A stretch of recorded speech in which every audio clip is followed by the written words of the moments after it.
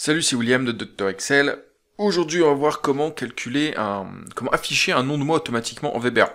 Donc, par exemple, ici j'ai un mois numéro 3, j'aimerais afficher le mois de mars, tout simplement. Et puis pour 4, avril, etc. Je vais te montrer de manière très rapide de le faire en VBA avec des macros. Donc, comme d'habitude, je vais te donner le fichier avec tout le code en dessous que tu pourras télécharger. Et puis en dessous, tu auras aussi tous les liens vers les formations, y compris les formations et les guides gratuits. Tout est en dessous dans la description sous la vidéo. Alors, l'idée ici, c'est que à chaque fois, tu vois, j'ai le mois 3, je voudrais mettre mars, 4, je voudrais mettre avril, etc.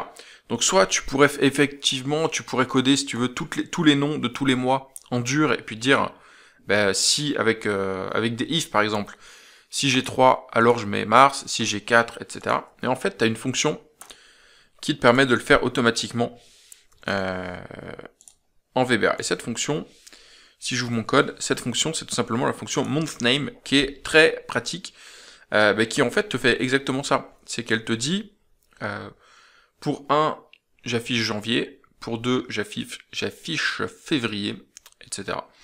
Donc, j'ai juste à faire monthName de la valeur en question. Et puis, ça m'affiche le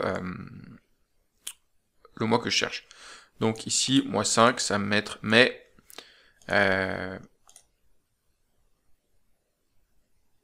Voilà, tu peux mettre un peu n'importe quoi. Donc là, je l'ai fait avec la valeur que j'ai dans les cellules, mais tu peux mettre monthName de 12, par exemple, qui va te faire décembre.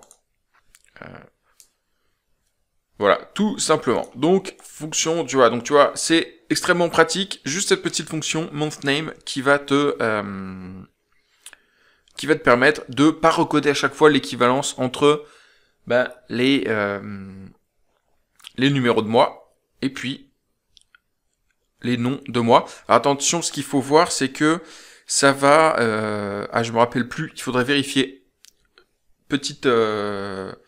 Voilà, je me rappelle plus. Si les noms de mois, tu vois qu'ici, là, ils sont en français, je me rappelle plus si c'est les paramètres en...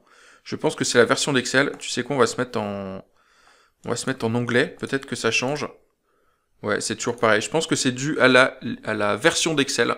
Donc, si tu as un Excel français, il va te mettre les noms en français, même si tu es sur une machine américaine.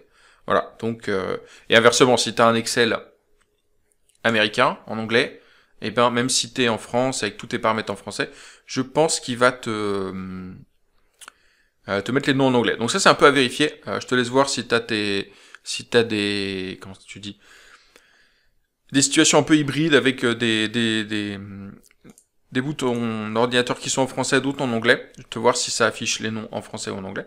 Mais voilà un petit peu ce qui peut se passer. Comme d'habitude, le fichier en dessous, tu peux le télécharger si tu veux jouer avec, les liens vers les formations et les guides gratuits. Et puis moi, je te dis à demain pour une nouvelle vidéo. Oublie pas de t'abonner, comme ça tu la reçois dès que je la publie. Allez, salut, ciao.